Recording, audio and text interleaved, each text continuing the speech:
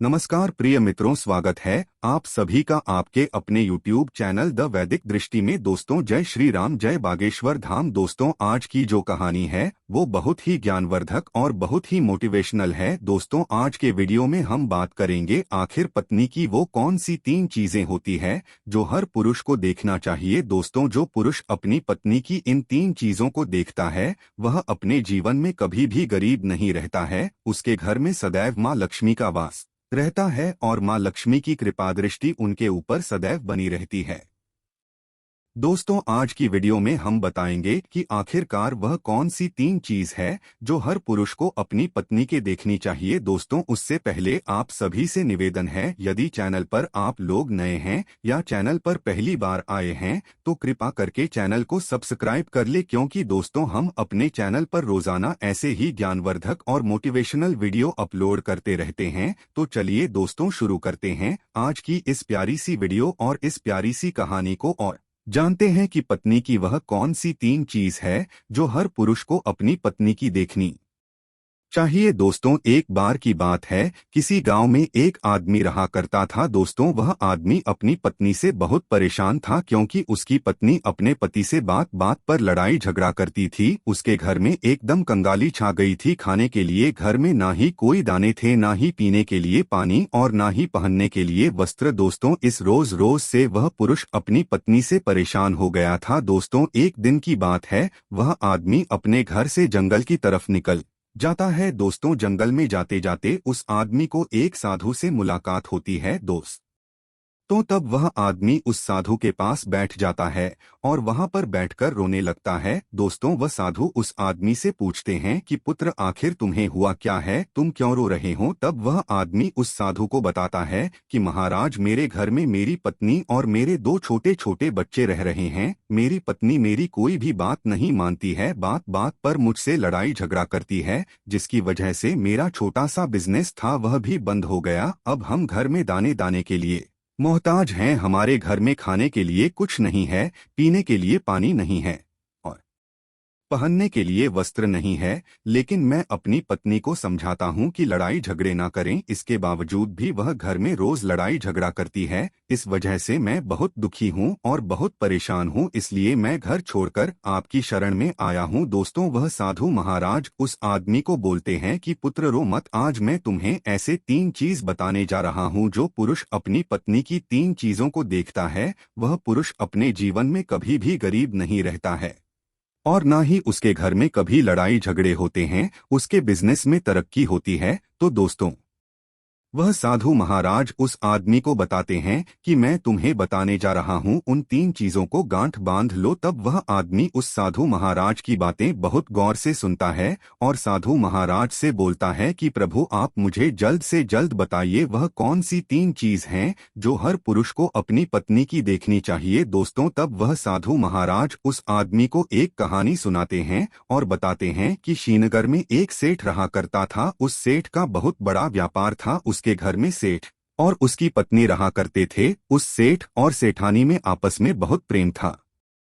उनके घर में कभी भी लड़ाई झगड़ा, किसी प्रकार का कोई अंधा क्लेश नहीं होता था, इसीलिए उसके घर में सदैव माँ लक्ष्मी का वास रहता था और उनके बिजनेस में दिन दोगुनी रात चौगुनी तरक्की होती थी। उस सेठ सेठानी में इतना प्रेम था कि आसपास के लोग उनके इस प्रेम को देखकर जल जाया करते थे। दोस्तों, सेठ और सेठानी के इस प्रेम की मिसाल हर गांव वाले देते थे। ऐसे कर करके उस सेठ और सेठानी की बात उस गांव के राजा तक पहुंच जाती है। दोस्तों, जब सेठ सेठानी की बात उस राजा के पास पहुंचती है तो वह राजा भी उनके प्रेम की मिसाल की तारीफ करते हैं। हमारे गांव में एक पुरुष और एक स्त्री ऐसे भी हैं जिनके घर में कभी भी लड़ाई झगड़ा नहीं होते हैं। उन दोनों में आपस में इतना प्रेम है कि मैंने आज तक अपनी जिंदगी में कभी भी नहीं देखा। दोस्तों, एक बार की बात है, वह राजा पूरे नगर में ढिंढोरा पिटवा आते हैं और उस राज्य में जितने भी लोग हैं उन सभी लोगों को बोला अपने अपने घर में दिया जलाकर रखेंगे। तब राजा की रानी अपने राजा से पूछते हैं कि महाराज, आखिरकार आप सभी के घर में दिया क्यों जलवा रहे हैं। राजा रानी की बात सुनकर रानी को बोलते हैं कि दीपक प्रेम की निशानी होती है, जिसके घर में दीपक जलता है उसके घर में सदैव ही प्रेम बना रहता है। और मैं चाहता हूँ कि जो प्रेम सेठ और सेठानी के बीच में है वही प्रेम हमारे इस नगर में, हमारे इस राज्य में पति और पत्नी के बीच में हो। इसलिए मैं हर घर में दीपक जलाना चाहता हूँ। दोस्तों, राजा के सैनिक पूरे नगर में ढिंढोरा पीटते हैं और बोलते हैं सभी के घर में दीपक रात भर जलना चाहिए। दोस्तों, राजा की बात मानकर सभी नगरवासी अपने अपने घर में दिया जलाते है, लेकिन जैसे ही आधी रात होती है सभी के घर के दीपक बुझ जाते हैं, लेकिन उस सेठ और सेठानी के घर का दीपक कभी भी नहीं बुझता है, क्योंकि दोस्तों जो सेठानी थी वो अपने घर का दीपक प्रेम की निशानी होती है और उसे सेठ और सेठानी का प्रेम बरकरार रहे इसलिए वह दीपक को जलाकर रखती थी। लेकिन दोस्तों जो सेठानी थी वह अपनी मनमानी का काम करती थी, उसका जो मन करता था वो वही काम करती थी। लेकिन सेठ को इस बात से कभी भी कोई दिक्कत नहीं होती थी, क्योंकि सेठ बहुत समझदार था। वह सोचता था कि यदि मैं अपनी पत्नी को रोक टोक करूंगा तो घर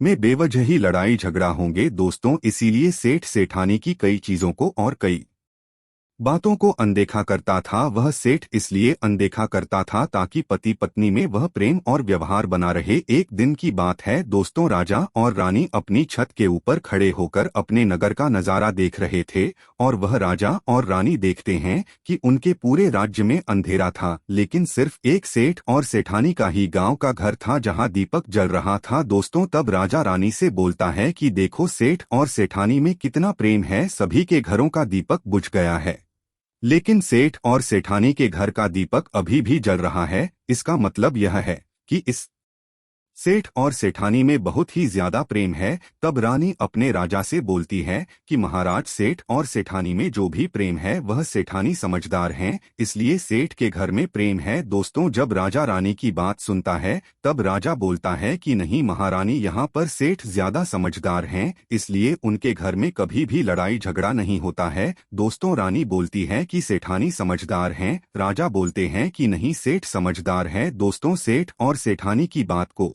लेकर राजा और रानी में बहस होने लगी। तब राजा बोलता है कि देखो, हमें बहस करने की जरूरत नहीं है, क्यों ना हम दोनों एक परीक्षा ले, परीक्षा में जो पास होगा वही समझदार होगा। राजा और रानी अपने बात से सहमत हो गए और उन दोनों की परीक्षा लेने के लिए तैयार हो जाती है। दोस्तों, तब राजा अपने महल में जाता है और अपनी दासी को बुलाता है और वह दासी से बोलता है उस सेठ के पास जाओ और जो जो प्रश्न मैं तुमसे बोल रहा हूँ वह तुम सेठ को बोलना। वह दासी बोलती है ठीक है महाराज। वह दासी राजा की बात सुनकर सेठ के पास जाती है। उसी समय ही सेठ की पत्नी बाजार गई थी कुछ सामान लेने के लिए। दोस्तों, तो वह राजा की दासी सेठ से बोलती है कि सेठ जी, मैं राजमहल से आई हूँ, राजा साहब ने मुझे भेजा है। दोस्तों, वह सेठ उस दासी को बोलता है कि बताइए मैं आपकी क्या सेवा कर सकता हूँ, आप बैठिए, मैं आपके लिए पानी लेकर आता हूँ। तब वह दासी सेठ से बोलती है कि नहीं सेठ जी, मैं राजा की दासी हूँ, बस आपके पास राजा का समाचार लेकर आई हूँ। दोस्तों, तब वह सेठ बोलता है कि ठीक है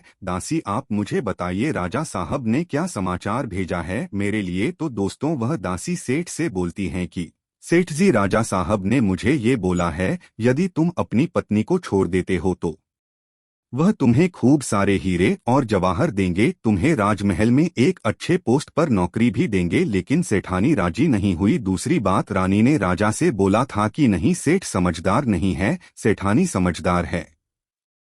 दोस्तों, सेठ और सेठानी की बातों को लेकर राजा और रानी में फिर से कहा सुनी होने लगी। तब रानी राजा से बोलती है कि तुमने सेठ की परीक्षा ली है, मैं भी सेठानी की परीक्षा लेना चाहती हूँ और इससे बात क्लियर हो जाएगी सेठ और सेठानी में कौन ज्यादा समझदार है। तो वह राजा रानी को आदेश देता है कि प्रिय, तुम भी एक बार सेठानी की परीक्षा ले लो। तब रानी अपने राजमहल से एक दास को उस सेठानी के पास भेज दिया और अपने दास से बोलती है कि जो मैं तुम्हें बोल रही हूँ ये सारी चीज जाकर उस सेठानी को जाकर के बोलना। तब राजा का दास उस सेठानी के पास जाता है। इधर से सेठ अपने काम के सिलसिले में कहीं बाहर गया हुआ था, घर पर सेठानी ही अकेली थी। दोस्तों, दास मौका देखकर उस सेठानी के पास पहुंचता है। सेठानी से बोलता है कि सेठानी जी, मैं राजमहल से आया हूं, मुझे रानी साहिबा ने भेजा है। दोस्तों, तब वह सेठानी बोलती है ठीक है, बताइए किस लिए तुम्हें रानी साहिबा ने मेरे पास भेजा है। दोस्तों, तब दास सेठानी से बोलता है कि रानी साहिबा ने बोला है कि यदि तुम अपने पति को छोड़ दोगी तो वह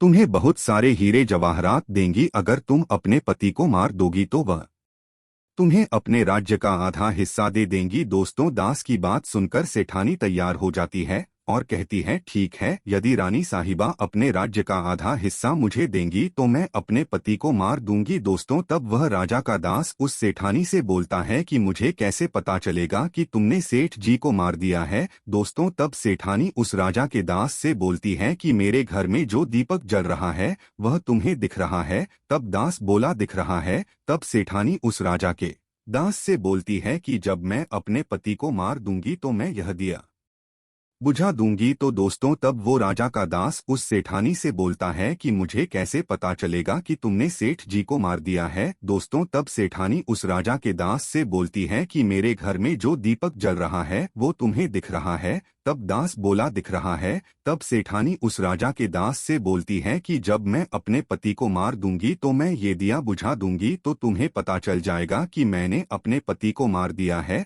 अब वह दास सेठानी की बात सुनकर राजमहल को वापस लौट जाता है और राजा और रानी से ये सारी बात बताता है। सेठानी की बात सुनकर रानी बहुत अचंभित हो जाती है और रानी को स्त्री जाति से नफरत होने लगती है। दोस्तों, तब वह राजा अपने सारे दास दासियों के साथ सारे सैनिकों को बुलाता है और बोलता है, देखो, मैं यह नहीं चाहता हूँ कि राजा और रानी की वजह से किसी निर्दोष की जान न जाए। तुम ऐसा करो, उस सेठानी के घर जाओ और उस सेठ को सारी बातें बता दो और उस सेठ को बचा लो। दोस्तों, इधर दास और दासी सेठानी के घर पर जाते हैं और सोचते हैं कि सेठानी तो सेठ को रात में मारेगी और दिया भी बुझाएंगी। इससे पहले ही हम सेठानी के घर में हमला बोल देते हैं। दोस्त, तो इधर रात नहीं हुई थी, शाम का समय था। जैसे ही राजा के सैनिक सेठानी के घर पर धावा बोलते हैं, देखते हैं कि सेठ पहले से ही मरा हुआ है। दोस्तों, तब राजा और रानी के दास दासी उस सेठानी से बोलते हैं, सेठ जी तो मरा पड़ा है,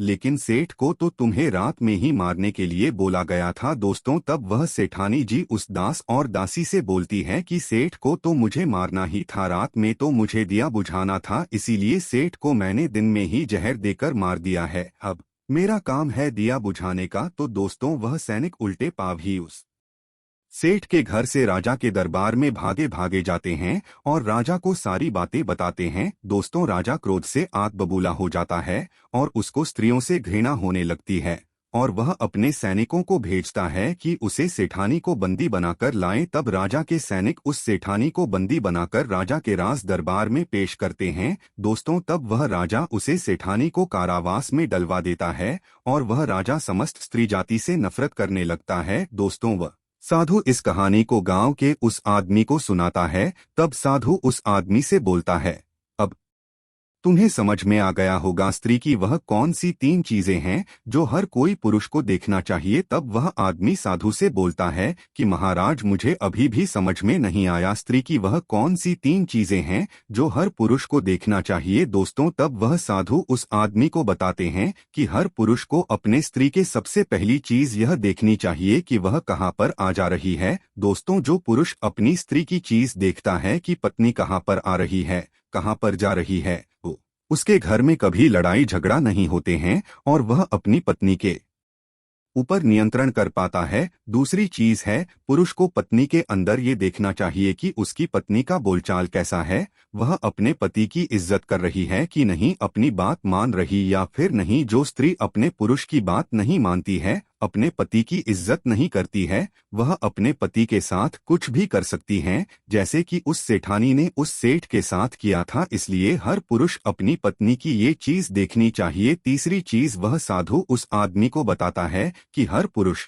को पत्नी का चाल चलन जरूर देखना चाहिए। दोस्तों, जो पुरुष पत्नी का चाल चलन देखता है और उसके चाल चलन पर उससे ज्यादा प्रेम नहीं करता है, उसको अपने कंट्रोल में करके रखता है, तो उसके घर में लड़ाई झगड़ा कभी भी नहीं होते। दोस्तों, जो स्त्रियां अपने घर पर मनमानी चलाती है, पति की बातों को नहीं मानती है, उनके घर में इस तरीके की मुसीबत आती है। दोस्तों, यह 3 बातें वह साधु महाराज उस आदमी को बताता है। दोस्तों, फिर वो आदमी इन 3 चीजों को बांध लेता है और साधु को प्रणाम करके अपने घर पर चला जाता है। दोस्तों, मैं उम्मीद करता हूँ इस कहानी से आपको बहुत कुछ सीखने को मिला होगा। उनके घर में इस तरीके की मुसीबत आती है। दोस्तों, मैं उम्मीद करता हूं कि इस कहानी से आपको बहुत कुछ सीखने को मिला होगा। साथ ही चैनल पर नए हैं तो चैनल को सब्सक्राइब कर लें। कमेंट में जरूर लिखें हर हर महादेव। राधे राधे। देवों के देव महादेव हमारे ऊपर अपनी कृपा बनाए रखें। जय श्री राम।